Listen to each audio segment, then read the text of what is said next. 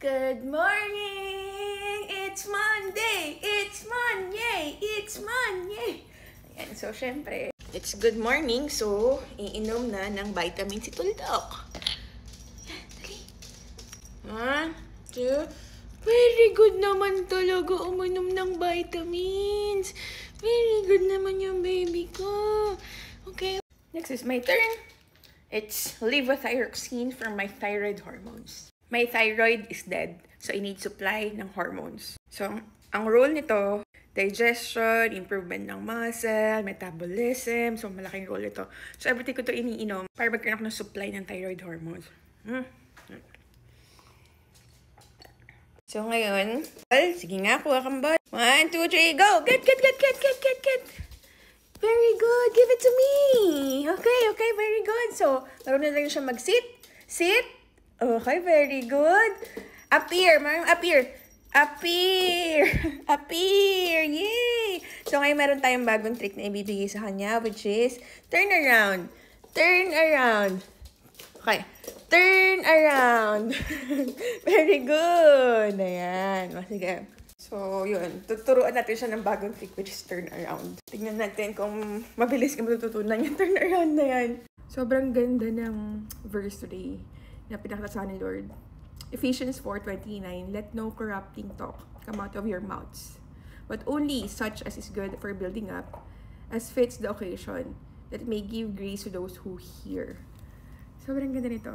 Alam ko totoo to eh. If you notice someone na, alam mo yun, puro galit yung lumalabas sa bibig, paninira, puro hate, puro katoksikan, chismis, alam nyo, lahat ng lumalabas sa bibig natin, nanggagaling yun sa puso natin. So, it's so easy to spot someone who is actually evil in mind. Kasi from here, down to here, lumalabas sa mouth yan. So, nagre-reflect lang sa mga ginagawa nila, sinasabi nila sa comment section. So, if there are people who are spreading so much hate online, most probably, lahat yun nanggagaling sa puso nila. They're probably not happy. Siguro hindi sila masaya ng asawa niya, hindi siya mahal ng mama niya. Siguro napigandaanan siya, nasakit, anger, na hindi niya ma-let go. And then, dun niya ini-spread sa online. Kaya you have to be very careful on what kind of people you follow. Kasi if yung tao na yun, puro paninira lang ginagawa, lahat ng contents niya, puro panghihila pababa, mag-ingat kayo sa tao na yun kasi hindi yun masaya sa buhay niya. Basahin nyo Ephesians 4:29. You have to be very careful sa mga nilalabas natin sa bibig kasi it's very powerful. Recently, may napanood ako sa Korea. I'm not sure if familiar kayo sa Hara Ak. Si Hara, K-pop idol siya, like super sikat niya. Pero kahit sobrang yaman niya na, bata pa ito guys, kahit sobrang yaman niya na, sobrang successful niya na sa career niya, hindi pa rin talaga siya happy. And alam niyo ba guys, yung best friend niya nagpakamatay because of bullies. Dahil sa mga online haters, na walang ibang ginawa kundi magsalita na masama, na akala mo pag nag-comment sila, wala na mararamdaman yung mga K-pop idols na yun or yung mga content creators. Ngayon nagpakamatay yung best friend niya. 1 month after, nagpakamatay din siya kasi nabully din siya. So, imagine niyo yung impact na nagagawa ng mga comments nyo, ng mga salita nyo, ng mga sinasabi nyo. Walang pinagkaiba yun sa murder. Kasi pag intentional sa utak nyo, napabagsakin yung moral ng tao hanggang sa mag-quit na siya sa buhay niya. Murder na yan guys, true words nga lang.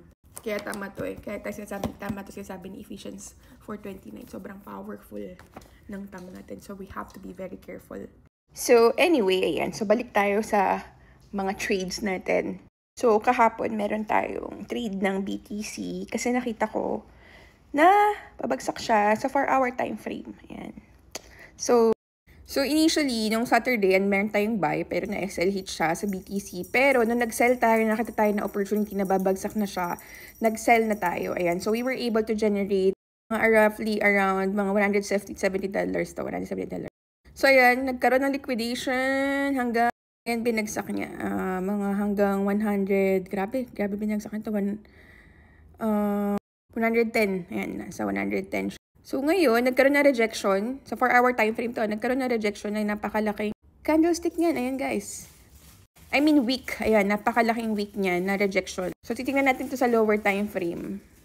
Ayan natin sa, ayan. So nakakita tayo na bullish candlestick na dito, ayan. So nakakita na tayo na bakit na si BTC. Ayan. So, kapag ganito nagkakaroon ng dip sa BTC, nag-a-add ako sa spot ko. So, since hindi ko na ma-access sa web browser ko yung OKX, So, ngayon, nag-buy lang din ako ng onte sa futures ng 0.3 lots. Ayan, nag-buy tayo. Kasi sayang yung dip today. So, ang ganda kasi ng confirmation natin dito. Daily time frame, ayan. Nag-bounce siya from the support. Ayan, nag-bounce siya from the support.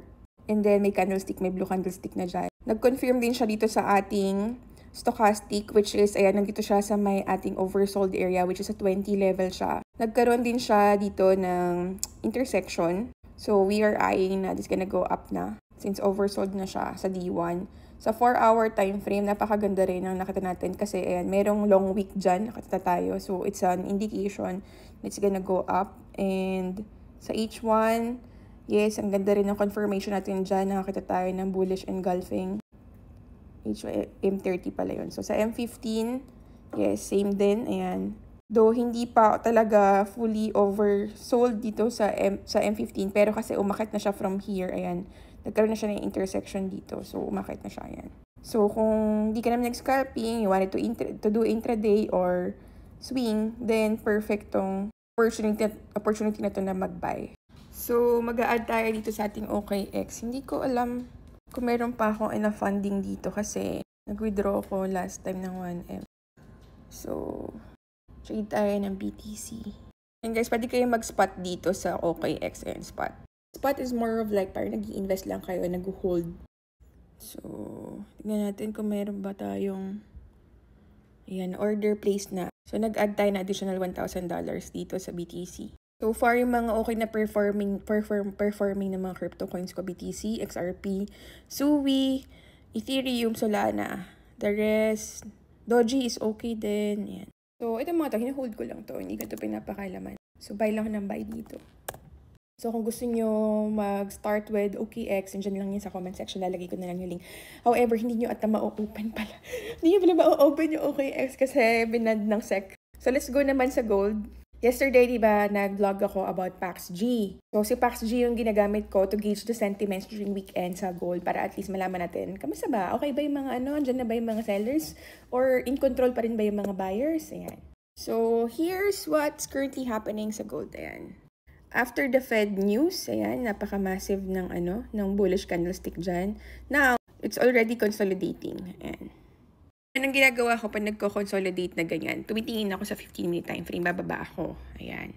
So, dito from this 15-minute time frame, dito ko na siya titingnan. Drawing ako ng box dito. Ayan. Box from here to here. Remove natin to. Ayan. So, here's a 15-minute time frame. Ito yung ating resistance, ito yung support natin. So, kapag itong ilalim, binreak niya to, then we're looking at this, nababagsak na siya tuloy-tuloy pababa. But if iaakit niya pa yan, at ito yung i-break niya sa taas itong resistance, then potentially baka umakit siya tuloy-tuloy pataas. So that's how I look at it. But sa overall perspective is, ayan, makikita natin na, ayan, sa 4-hour time frame, nagkakaroon talaga ng bearish power, which is, ayan, nagkaroon ng dalawang candlestick dyan na bearish. So from this supply zone, ayan, nag-bounce siya dito, and then ni-reject, ni-respect niya itong ating supply zone, and now we're seeing 2 bearish candlestick.